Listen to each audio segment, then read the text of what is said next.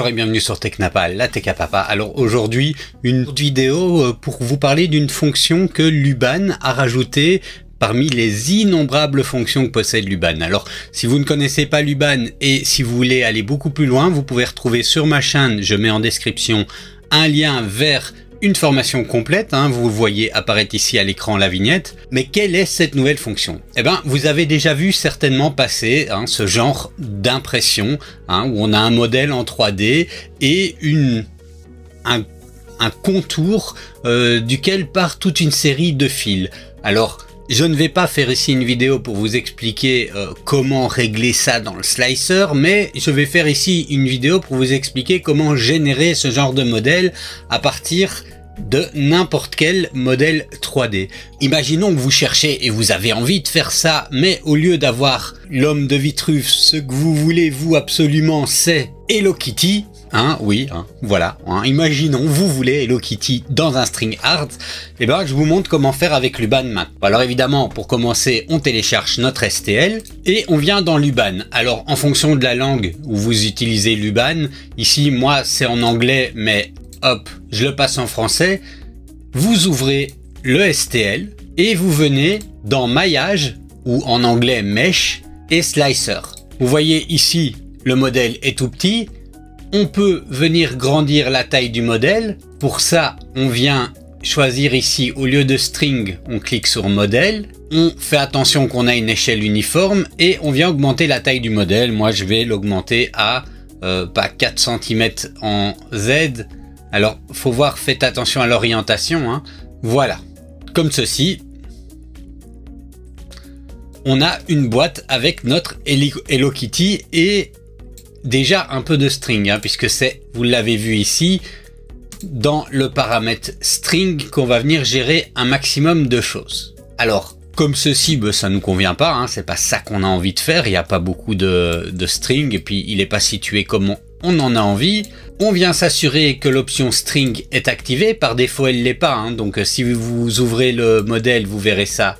Vous cliquez là, vous choisissez le type de cadre que vous voulez, avec un coin arrondi ou non.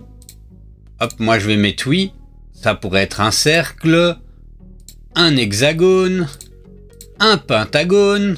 Hop, voilà, un Hello Kitty dans un pentagone, ça me paraît bien. On vient choisir l'épaisseur du cadre. Donc ici, c'est une valeur que vous mettez. Moi, 4, c'était bien. Frame clearance, c'est la distance du cadre par rapport au modèle. Donc vous réglez comme vous voulez. Et ensuite, une fois que c'est fait, on vient mettre ici, gérer notre motif de ligne, de string. Donc on peut faire un motif comme ceci, où ça va vers les axes X, où les lignes vont vers l'axe Y, en forme de grille, ou de manière radiale. Alors radiale, j'aime bien. On peut augmenter évidemment la densité. Vous voyez que là, j'en ai déjà plus encore. Et voilà, imaginons que je suis content avec mon Hello Kitty comme ceci.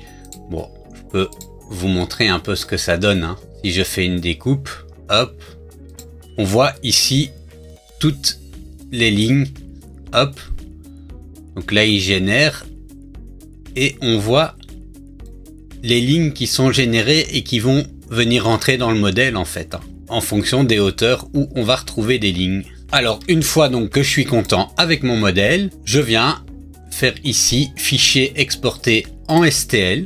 Et vous voyez que j'ai ici mon STL que je peux prendre dans mon slicer.